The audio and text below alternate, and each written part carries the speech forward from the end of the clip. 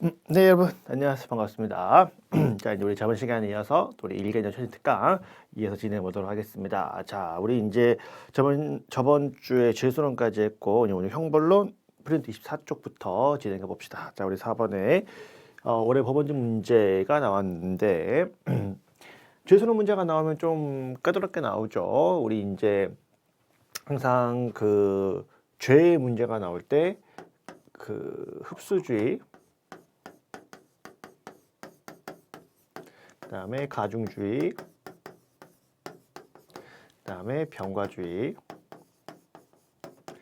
이렇게 있죠. 그래서 이제 1번 가장 무거운 죄가 사형 무기형일 때는 다른 형은 선고할 필요가 없기 때문에 흡수가 되니까 다른 가벼운 형은 병과할 수가 없고 흡수가 될 것이고요. 그다음에 이번에 이렇게 여러분 가중주의하고 병과주의 물론 디테일에 약간의 차이는 있는데 기본적으로 양자의 차이는 뭡니까? 요거는 동종의 형일 때, 여기는 서로 이종의 형일 때, 동종은 가중하고 이종은 병과하고, 예를 들면 징역과 징역일 때, 벌금과 벌금일 때, 이럴 때 가중을 하고, 이종은 징역과 벌금일 때, 이럴 때 이제 병과를 하는 것이고, 그러니까 이제 이렇게 가중주의가 되면 두 개의 형 중에 중한죄의 2분의 1까지 가중하죠. 그러니까 이제 10년 이하니까 원래 1개월부터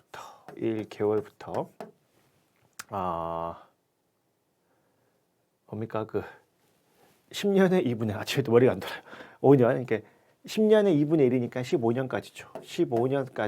15년까지인데 양죄를 합산한 형기를 넘기지 못한다. 12년을 넘기지 못한다.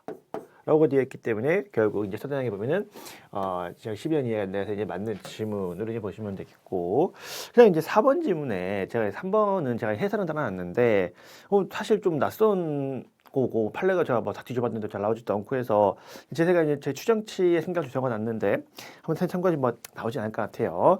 그다음에 이제 4번에 A는 징역, B는 금고. 사실 징역 금고니까 서로 다르냐? 라고 보지 않죠. 우리 이제 징역과 금고는 노역을 하냐 마냐의 차이에 정역에 복무하냐 마냐의 차이에 불과하기 때문에 서로 동종형으로 봐가지고 가중을 하니까 서로 다른 종류의 형은 맞지만 이 처단형의 범위를 정할 때는 같은 종류로 취급을 해가지고 하나의 징역형으로 처벌을 하고 있습니다. 그래서 옳은 건 2번이고 사실 까탈스럽기도 한데 2번이 명확하게 맞기 때문에 가장 명확한 답을 고르시는 게 좋겠다라고 보시면 되겠습니다. 자, 그 다음에 이제 7번 봅시다. 7번이면은 그대로 25쪽이네요. 몰수와 추징에 대한 설명으로 옳은 것은 이라고 되어 있고 저는 개인적으로 좋은 문제입니다. 그럼 이제 이번 읽어보시고 사안은 자, 형법상 몰수는 물건에 대해서 합니다. 그러니까 물건이 아닌 것들은 형법상 몰수가 불가능하다. 그러니까 이 동영상 같은 사실 이 물건이라고 할 때는 기본적으로 우리 유체물, 어떤 형체를 갖추고 있는 물건을 우리 물건이라고 이야기를 하는데 이 동영상 이런 것처럼 눈에 보이는 거냐라고 할 때 사실 보이지 않거든.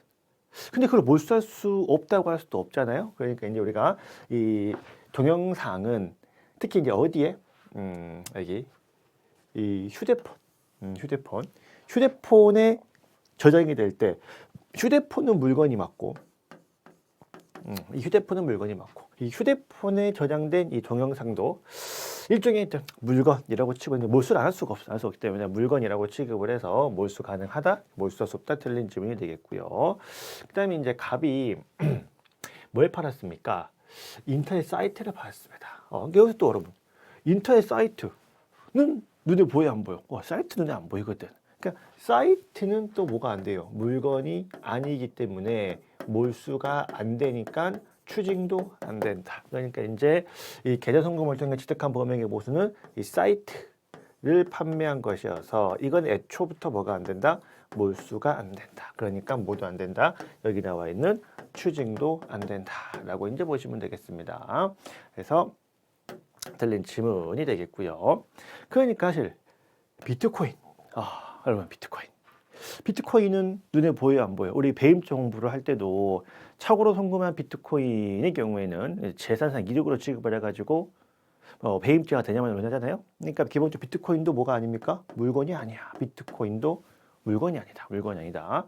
그러니까 형법상 몰수는 안 됩니다. 그러다 보니까 이제 이 형법상 몰수는 안 되는 게 맞는데 범죄 수익 은닉 같은 특별법상 몰수는 가능. 왜냐하면 특별법상 이 범죄 수익 은닉하는 법에는 이 무형의 재산도 몰수가 가능하도록 규정이 되어 있기 때문에 특별법상 몰수하니까 몰수할 수 없어. 역시 틀린 지문.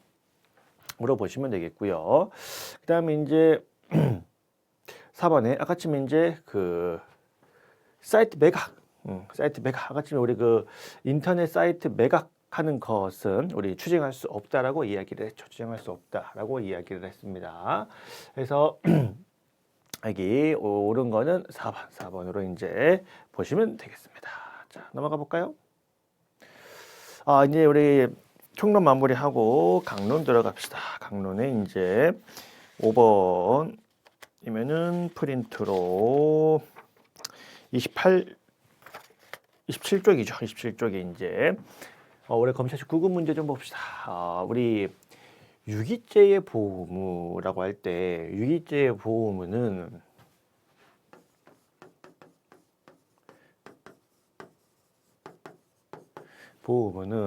부, 착, 위, 범의 착, 위, 의무하고 뭐가 달라요? 유기죄의 보호무는 법률상, 계약상, 의무로 한정됩니다. only 법률상, 계약상 의무로 한정됐지만 부작위범의 자기, 특히 이제 부진정 부작위범의 자기 의무는 법령, 법률행위, 선행행위 플러스 신의칙 에 따른 자기 의무도 인정이 된단 말이야. 그러다 보니까 유기죄의 보호무가 부작위범의 자기 의무보다 범위가 좁죠. 그러면 민법상 부부간에는 보호 의무가 발생하는데 사실혼 관계의 경우에도 보호 의무가 인정이 될 거냐? 우리 판례 사실혼 관계에도 보호 의무 인정을 합니다. 다만 사실혼 관계까지는 명백히 인정이 된다. 무슨 말이냐?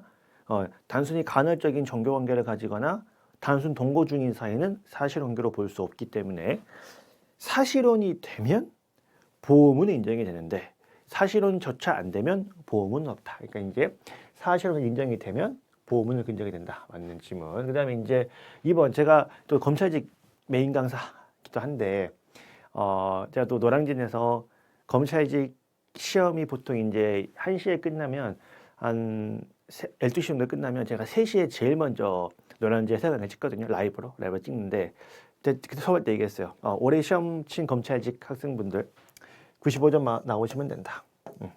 애초에 제 목표가 이거기도 하고 한 문제 틀려도 된다. 왜? 이거 내가 솔직히 수업 안 했거든. 중유기체. 중자가 붙으면 보통 중체포 감금자가 시험 문제에 나오죠. 중유기죄가 잘 나오지는 않았었는데 중유기죄는 사람의 생명에 대한 위험 발생만 조문에 나와 있고 신체는 빠져 있습니다. 그래서 이게 틀린 질문인데 제가 이거 한 적 없다. 그래 인정돼서 이거 틀린 거는 내욕해라. 라고 제가 솔직히 이야기를 라이브 때 해요.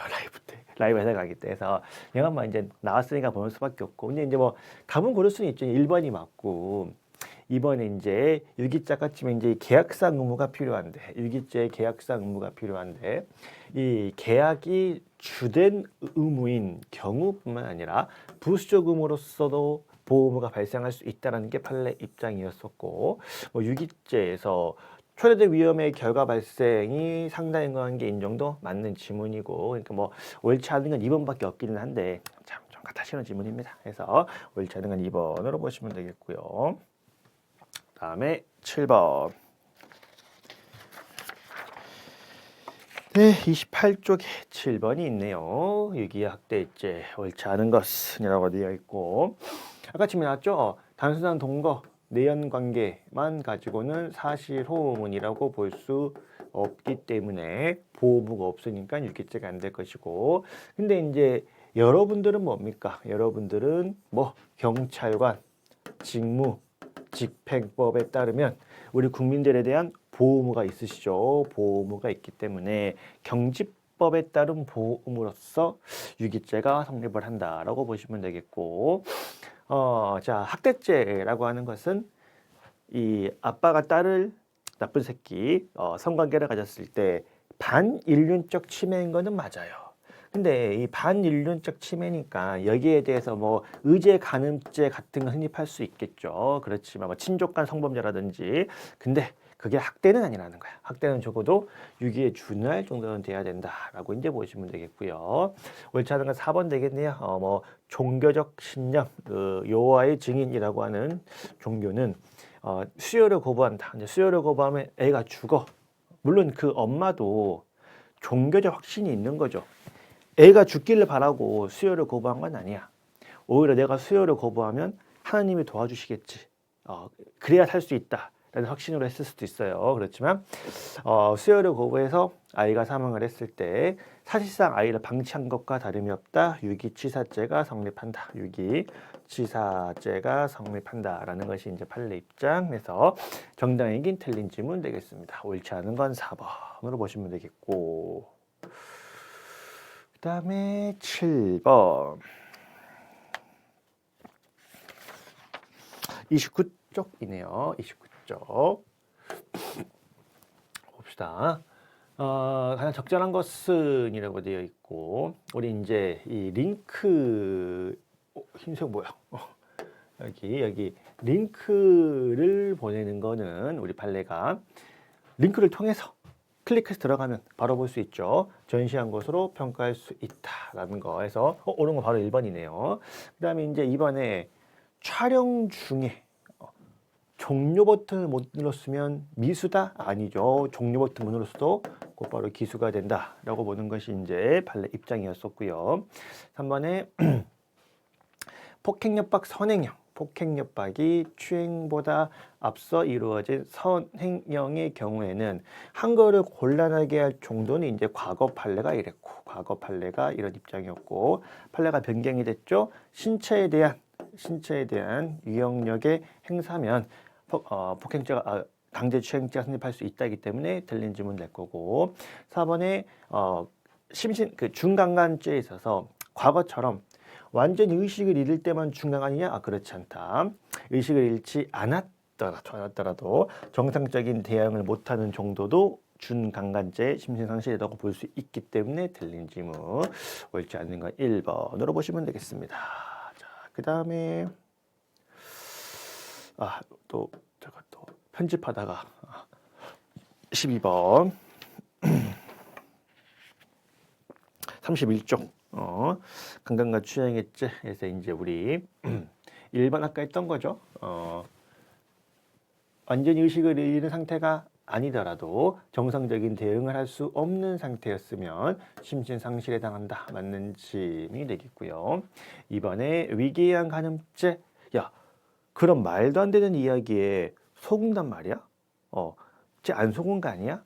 라고 쉽사리 단정하지 말고 보통 사람들이라면 안 속을 수 있지. 그렇지만 그 제대로 된 교육을 받지 못한 그 피해 학생은 속을 수 있다. 속을 수 있다. 그래서 일반적 평균적 판단을 갖춘 성인 충분한 교육을 받은 또래의 시각에서 인과관계를 쉽사리 부정하지는 마라. 맞는 질문으로 보시면 되겠고요.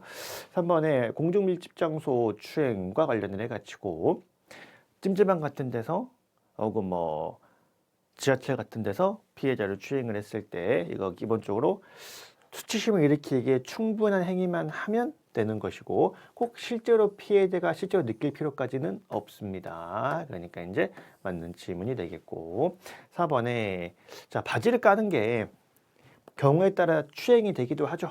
좁은 엘리베이터에서 어린애를 상대로 바지를 깠다. 추행될 수 있는데 사람들이 많이 오고 가는 이런 빈번한 도로에서 바지를 빠는 것만 가지고는 우리 추행죄 인정을 안 하기도 했습니다. 그래서 된다 틀린 질문에서 옳지 않은 거 4번으로 고르시면 되겠습니다. 그 다음에 이제 13번 봅시다. 성범 성범죄에 관한 설명으로 결정한 것은이라고 되어 있네요. 그래서 이제 1번에 보시면 우리 이제 이거 외우셔야죠. 그 알코올 블랙아웃만 가지고는 심신상실이 아니고 패싱아웃쯤은 돼야 심신상실이기 때문에 블랙아웃도 심신상실이다. 틀린 질문 될 것이고, 그 다음에 2번에 폭행, 협박, 선행형 한 거를 골라야 할 정도 아니라고 이야기를 했습니다. 이거 이제 워낙 작년 중요한 전압이다 보니까 자꾸 나오죠. 신체에 대한 유형력 행사기만 하면 된다라는 거 꼭 기억을 하셔야 되고요. 그다음 3번에 강간치상죄 수사의 결과라고 하는 것은 이 폭행 협박이 강간의 수단인 경우도 혹은 강간을 하는 과정에서 발생한 경우도 모두 포함되니까 틀린 질문이 되겠고요. 옳은 건 4번이겠네요. 주거 침입 후 강간죄죠. 주거 침입 후 강간죄이기 때문에 주거 침입을 한 자만 범할 수 있는 일종의 신분범이기 때문에 선우가 바뀌면 실경에 불과하다. 옳은 거는 4번으로 고르시면 되겠습니다. 그 다음에 이제 명예훼손죄 4번.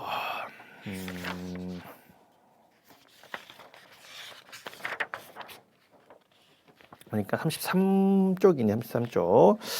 옳은 것을 모두 고른 것은이라고 보시면 되고요. 기억, 사실 전파 가능성, 사실 명예훼손죄에서 공연성이라고 하는 거는 원래적 의미로는 불특정 다수인 앞에서 타인의 명예를 까야 공연성이 인정이 되는 건데, 어느 한 명한테 이야기를 했을 뿐인데도 이 한 명이 다수에게 전파할 가능성이 있다는 이유만으로 이 한 명한테 이야기한 거를 이 불특정 다수인에게 이야기한 것과 동일하게 평가할 수 있느냐. 이것까지도 공연성이 있는 것으로 본다고 해석하는 것은 피고인에게 불리한 유추 해석 아니냐라는 비판은 늘상 있어 왔던 비판이기는 합니다. 근데 우리 판례는 어쨌든 전파 가능성 이론을 인정을 하고 있죠. 우리 판례는 어쨌든 전파 가능성 이론을 인정을 하고 있기 때문에 불법 위헌적인 해석은 아닙니다. 그래서 금지한 유추 해석한다. 틀린 질문이 되겠고요. 이번에 항상 이 310조의 공익성이라고 하는 것은 국가사회 전체가 아니라 사회 일부에 관한 것이라도 공익성을 가지는 것이고, 경우에 따라 개인에 관한 것도 공익과 관련이 있으면 310조가 인정이 되는 거니까 맞는 질문이 되겠고요. 디귿에 항상 명예훼손죄에서 여러분 그 구분하셔야죠. 표현과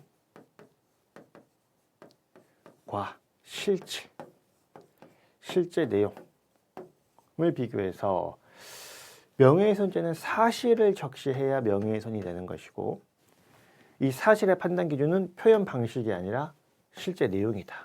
그러면 마치 표현은 들은 것처럼 추측인 것처럼 표현됐지만 내용을 읽어보면 어떤 사실이 존재한다라는 것을 암시하고 있으면 이거는 실제 내용은 사실이니까 사실을 적시한 것으로 볼 수 있으니까 틀린 질문, 명예훼손죄가 될 수 있다라는 거죠. 그다음에 이제 리을은 워낙 많이 나오는 거 비방할 목적과 공익 어디 있습니까? 공익은 서로 별개의 목적이 서로 상반되는 것이기 때문에 공익의 목적이 인정이 되면 비방의 목적은 부인된다. 맞는 지문이 되겠고요. 아까 얘기한 이 전파 가능성 이론은 정통만법상 명예훼손죄, 공직선거법상 후보자 비보자에도 동일하게 적용이 됩니다. 그래서 옳은 거 니은, 리을, 미음으로 고르시면 되겠습니다. 그 다음에 이제 5번 봅시다. 여기 33쪽에 같이 있네요. 옳지 않은 것은이라고 되어 있고, 1번에 이제 모욕은 사실을 적시하는 것은 아니고요. 어떤 모욕적인 표현, 수상적이나 경멸적인 표현인데, 이건 이제 이쪽은 사실을 내용으로 하는 명예훼손죄하고는 서로 다른 거고 서로 상반되는 내용인 것이고, 근데 명예훼손죄나 모욕죄나 외부적 명예를 보호 법익으로 하는 거는 명예훼손죄하고 동일하다라는 거 같이 좀 기억을 하시면 좋겠고요. 그 다음에 이제 2번에 봅시다. 비언어적, 시각적 수단을 사용하는 경우에도 얼마든지 모욕죄가 성립할 수 있다라는 거 보시면 되겠고요. 3번에 모욕죄도 공연성이 필요한데 이 공연성 관련해 가지고 전파 가능성을 용인했는지와 관련해 가지고 항상 전파 가능성의 갑이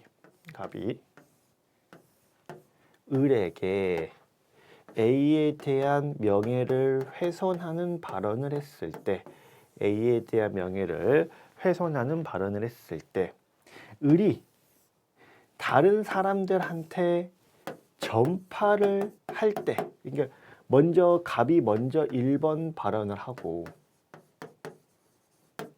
그 다음에 을이 이걸 듣고 2번 전파를 할 때인데 명예훼손 언제 기수해요? 이미 여기서 결정이 됩니다. 여기서 범죄가 기수가 되거나 아니면 전파 가능성이 없어가지고 무죄가 되거나 결정이 될 거다. 나중에 전파됐는지는 참고사항이지 여기서 명예훼손죄가 결정되는 것은 아니라는 거죠. 그러니까 이제 여기서 실제로 전파되었는지는 소극적 사정으로만 고려돼야지 적극적으로 고려될 것은 아니다. 그래서 소극적으로만 고려돼야 된다라고 보시면 되겠습니다. 틀린 지문으로 보시면 되겠고요. 그 다음에 이제 4번에 어떤 글이 모욕적 표현을 담고 있는 경우에도 거기에 대한 어떤 합당한가에 대한 의견을 밝히고 내 생각을 밝히는 과정에서 비록 모욕적 표현은 있으나 내 의견이 타당함을 강조하는 과정에서 부분적으로 다소 모욕적으로 표현된 경우라도 위법성은 조각될 수 있다. 맞는 지문으로 보시면 되겠습니다. 그래서 옳지 않은 건 3번으로 보시면 되겠고 그 다음에 이제 6번 봅시다. 역시 이제 33쪽에 있네요. 옳지 않은 것은 자 1번 최신 판례입니다. 재판입니다. 뭐 소위 말하는 그 양육비를 미지급한 자들을 인터넷에 공개하는 사적 제재를 가하는 것들. 근데 이제 이걸 인정해 버리면 우리 공권력이 무너지는 거죠. 우리 이제 공적인 체계를 통해서 집행을 하고 범죄를 응징하고 여러분들이 수사 가지고 하는 건데 개인 간에 양육비를 미지급했다고 까고 제재를 가하는 것은 사적 제재가 되기 때문에 이거를 사실 인정하기는 어렵습니다. 인정하기 어렵기 때문에 비방한 목적 인정이 된다. 1번 맞겠고 2번에 친척 중에는 왼수도 많아요. 왼수도 많습니다. 그래서 친척 관계에 있으니까 이 친척들이 나에 대해 안 좋은 이야기를 퍼뜨리지 않는다. 친척들이 덮어뜨리기 때문에 명예훼손죄 성립할 여지가 없다. 틀린 지문 옳지 않은 건 2번으로 보시면 되겠습니다. 그 다음에 3번에 산후조리원에서 겪은 이야기를 인터넷에 글을 썼다. 개인적으로 환불을 받을 목적이 있어도 전체적으로는 다른 사람들한테 정보를 알리려는 것이기 때문에 비방의 목적 부정을 했고요.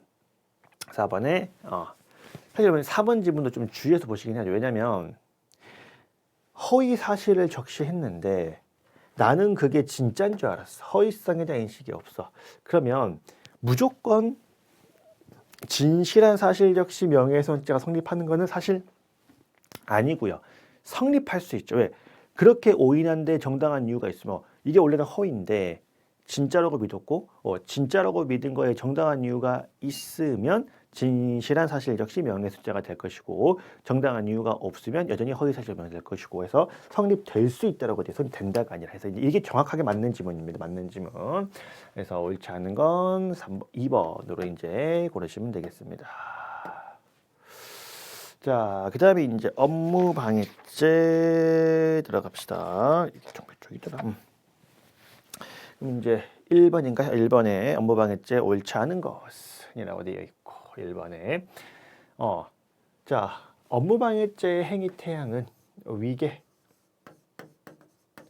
위력, 허위사실 유포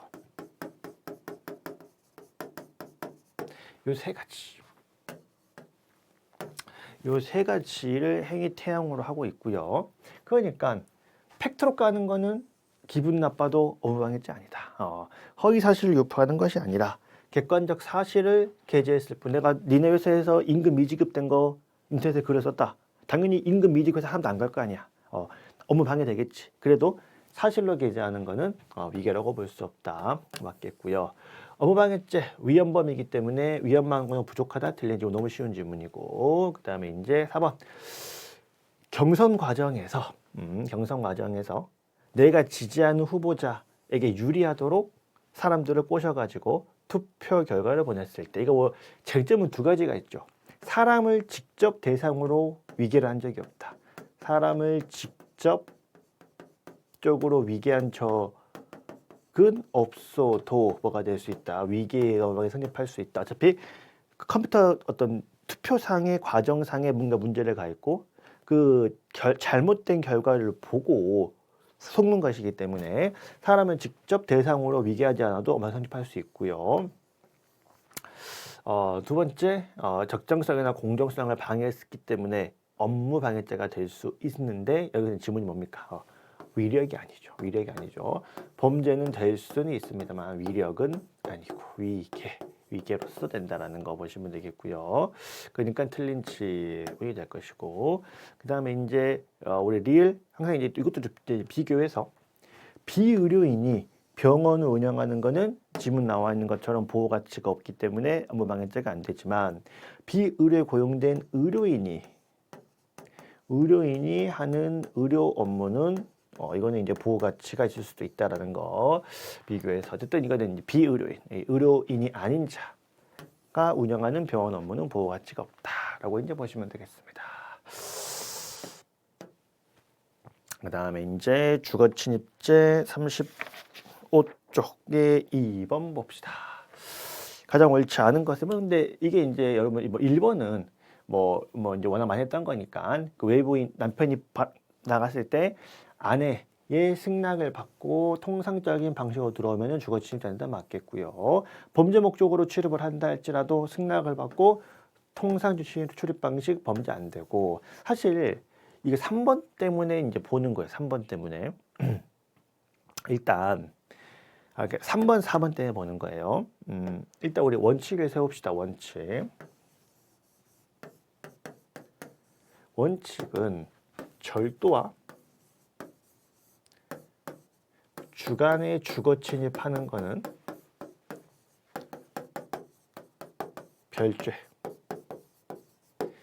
별개입니다. 서로 실경이에요. 서로 별개라는 게 대원칙이고 그러니까 이제 야주절 제외죠. 야주절 제외한 주간 주거 침입에서 일반적으로 주거 침입은 절도죄의 구성 요건이 아니기 때문에 흡수가 되지 않고 별개의 주거 침입죄를 구성하지 않는 것이 아니라 기본적으로 뭐가 된다? 기본적으로 실경이니까 일단 옳지 않는 건 3번이고요. 근데 예외로 하나 기억할 게 있어. 딱 이것만 하겠습니다. 이거.